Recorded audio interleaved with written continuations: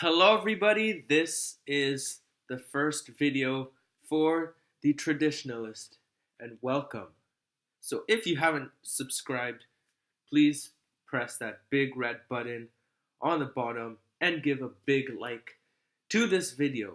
So just a quick little summary. The Traditionalist will be a channel where I will be expressing my political opinions, and I will tell you my opinions about many issues, political issues, social issues, religious issues, all that stuff. But remember, this is just my personal opinion. You don't have to agree. But if you do disagree, instead of just disliking and say you suck, say what you think in the comment section below, and then we can have a civilized conversation about it. Also, another thing, I have many other channels, but don't worry, I will not talk about my political opinions in those channels because that's not what it's about. So as you can tell from the title, this video will be about why modern art sucks. So don't you ever get sick of modern art? Aren't you tired of looking at meaningless and worthless garbage that in no way inspires you and makes you wonder who in the world actually likes it? Well, if you are, then I think you will enjoy this video. Modern art is known for being ugly, meaningless, and horrible. But why is this? Well, because it is. So, when did it all start? Well, all this started in 1863 when French painter Edouard Manet made this famous work of art called Le Déjeuner sur l'herbe. Now, to be fair, it isn't bad at all, but it was the first in a series of paintings that would get progressively worse and worse, degenerating into the kind of disgusting trash we see today. Now, Le Déjeuner sur l'herbe does contain talent because the average person cannot make art as good as that, which is the whole point of art. Art is supposed to be something that not everyone can do, because in art, just like in everything, talent is being able to do something better than most people can. However, this painting is nothing extraordinary, and I would rate it as an average painting.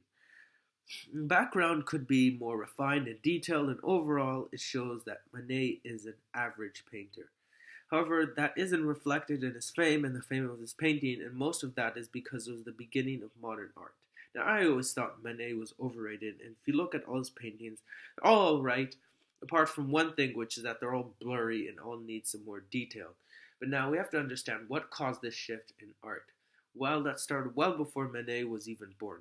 It really started during the Age of Enlightenment that started between 1637 and 1715 and ended between 1789 and 1804. During the Age of Enlightenment, many criticized assumptions and institutions that had for centuries been accepted and started debates about it. This extended to art as artists started criticizing standards that had always been accepted and debated whether art was really just how well you could reproduce something that exists. Modern art developed in movements, each one worse than the other. It started off with symbolism and art movement between 1857 and 1890 that initially produced great art, such as those by John William Waterhouse and Gustave Moreau, but got worse and worse over time. So let's look at one of John William Waterhouse's best, in my opinion, his best painting, which is called Pandora. Now, as you can see, obviously this is a great work of art. It would have taken a pretty long time to make it. It's very detailed. You can clearly see what is being represented in the picture, which somewhat you might say, well, obviously that's the whole point of art, but as you will see later on this video, by the time you get to the end of the video, see the art, you can't even tell what it's supposed to be. But yeah, it's detailed, it requires talent, it probably took a lot of time, you can clearly tell what's being represented, and yeah, it does look a little blurry, but that's mainly just because there are a bit of cracks in the painting and not actually because painting itself is bad. But yeah, this is an amazing work of art. Now, Gustave Moreau's most famous work of art is, okay, not most famous, no, one of Gustave Moreau's best works of art, in my opinion, is Oedipus and the Sphinx. Now, it isn't as good as John William Waterhouse, but you know, it's still detailed, it's still clear, you can see what's happening, what's going on. And so I would say that this is a good work of art. But soon you got atrocious garbage by idiots with no talent, such as Edvard Munch, Gustav Klimt, and worst of all, Wasily Kandinsky, whose so called art is so bad that anyone can do it. For example, let's look at Starry Night by Edvard Munch. Like, I'm sorry, but this honestly looks like something like a second grader would do. Okay, this is super. Okay, I mean, obviously this was made very quickly. I could probably make a painting like this in less than a day. It's super blurry. You can barely tell what this is supposed to be. I mean, yeah, you can guess it's night and there's the sea, but that's basically it. There's really not much to say about it. It's really blurry. You can't tell much about it. Yeah, overall, it's pretty bad. Like, obviously, this guy didn't spend much time doing it. You don't need basically any talent to make a painting like this. And it's ugly. And yeah. Now let's look at Beethoven Freeze by Gustav Klimt.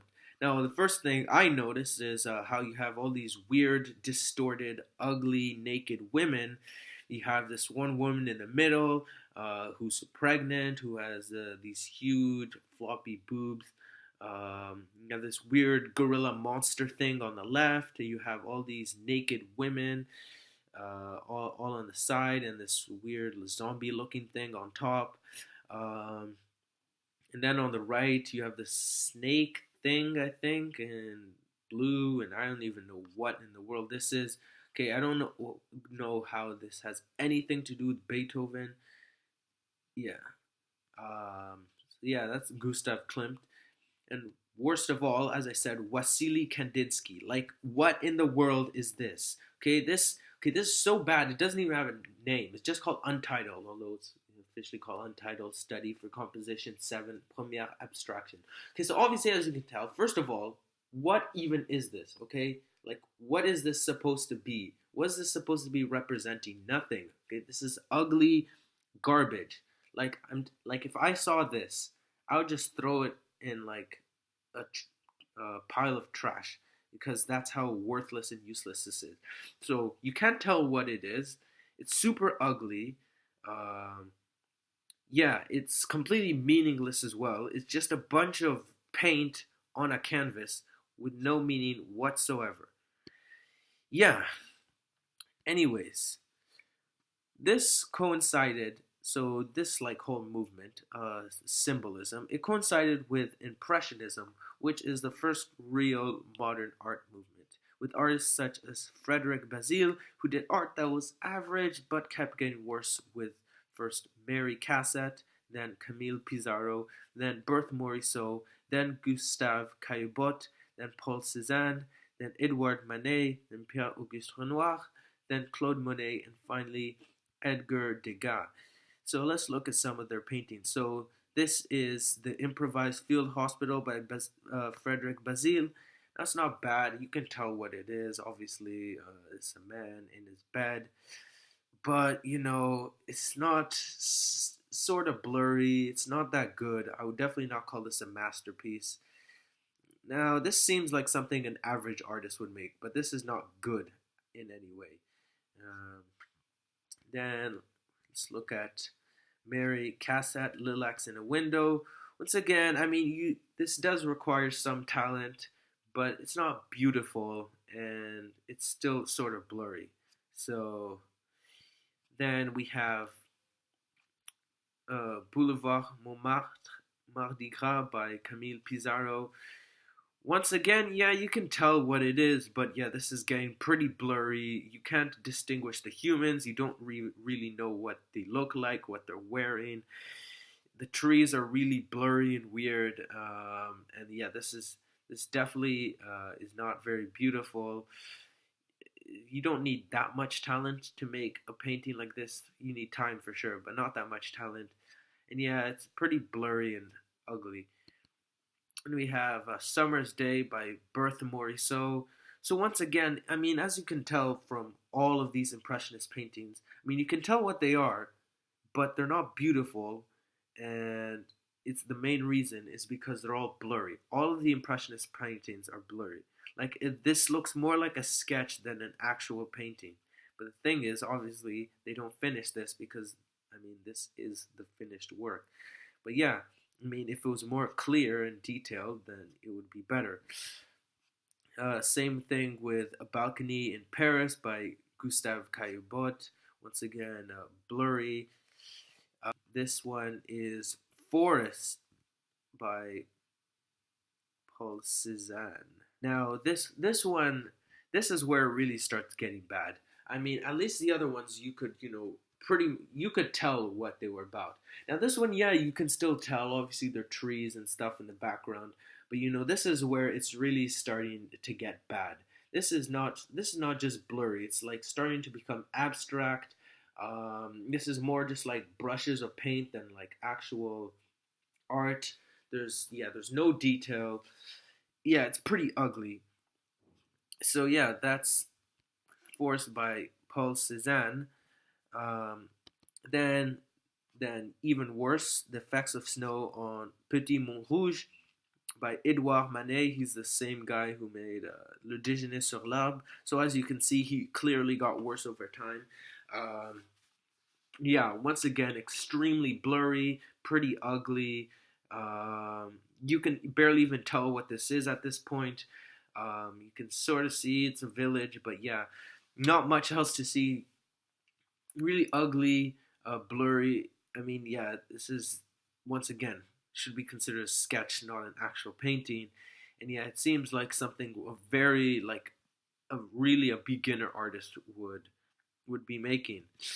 Then here we have The Coast at Cagnes by Sea, The Coast at Cagnes Sea Mountains by Pierre-Auguste Renoir.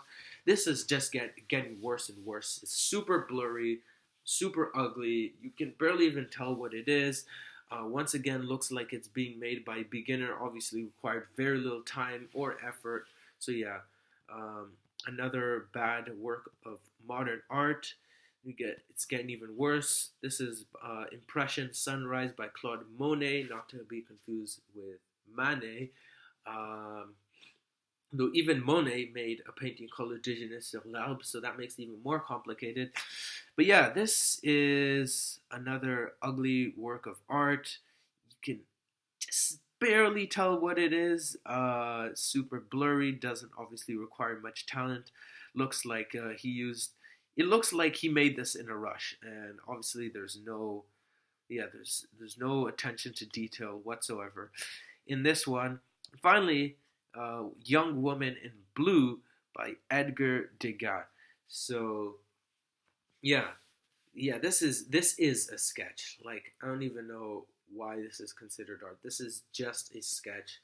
I mean, obviously it looks like it was made in a couple of hours. No attention to detail whatsoever. Pretty ugly. So yeah. So those are some Impressionist paintings. So also around this period, Pointillism developed with more mediocre paintings by artists such as Paul Signac. So one example is this, The Lagoon of St. Mark, Venice. Now, it's all right, but I mean, as you can probably tell from the name, pointillism is just a bunch of points. And so if, it actually filled in the blanks, if it had been more clear, less blurry, it would be better. But I mean, this is all right, I guess. This is okay. So luckily, by 1890, all of this increasingly horrible trash was dying out, but it was replaced by an even worse movement, the Post-Impressionist movement from 1890 to 1905. It featured childish mediocrity by the likes of Henri Rousseau, Georges Seurat, Paul Gauguin, Henri de Toulouse-Lautrec, and Vincent van Gogh. However, at least up to that point, despite the decreasing amount of talent the artists had, at least they had some. So, for example, this is Boy on the Rocks by Henri Rousseau. This honestly looks like something a kid would make in first grade, okay? This is not art. Okay, I mean, it is art, but like, if you are an artist, this is a failure. Like, this is super simplistic. I mean, doesn't require much effort, talent, or anything. not very detailed. Once again, I said it looks like a 5-year-old made this. Um, Here we have Parade du Cirque by Georges Seurat. Now, this one, I mean, it's basically a pointillist painting. Was officially post-impressionist, but yeah, it's more like a pointillist painting. I mean, yeah, it's all right, but like it's just really blurry. I mean, with all those points, you can't really get much into the detail. All looks pretty fuzzy and hazy. Like obviously, you cried some talent, but this is not in any way a good work of art. You have Self Portrait with Halo and Snake by Paul Gauguin. Yeah, also very simplistic, naive. Um, yeah, looks like something a beginner would make. You can barely even tell what's going on. It's like weird flower things in the bottom, I guess. The artist looking and some crudely drawn, drawn apples. But this is it's nothing good. Still pretty blurry. Not much detail. Not much focus was made in this. Now this is where it really starts getting bad. You have the Tightrope Dancer by Henri de Toulouse-Lautrec. Now this is once again a sketch. The entire background is literally just scribbles of green. You have this crudely drawn woman on a tightrope. But yeah, this is definitely not anything impressive. This obviously didn't require much talent. It's very blurry, not very detailed. And finally, Vincent van Gogh, Landscape with a Church at Twilight. Now this, I mean, honestly, what even is this? I'm sorry, but it literally just looks like stripes of black on a white canvas. Like that's it. Super blurry. You can barely tell what it is. No, I mean you can't even tell what it is basically. Yeah, it's really ugly, meaningless. Looks like it was made in 10 minutes. And yeah, so that's basically where I am going to be ending this video. But don't forget to like, subscribe, and share. And Why Modern Art Sucks Part 2 will be coming out very soon. So if you liked that video, then obviously don't forget to click the like button. If you disagreed, then write so in the comments. But yeah, then I can have a civilized debate with you. I like debating a lot. But yeah, don't just dislike and write you suck in the comments. So yeah, and we see you later. And Why Modern Art Sucks Part 2 will be out. And trust me, the art will be a lot worse.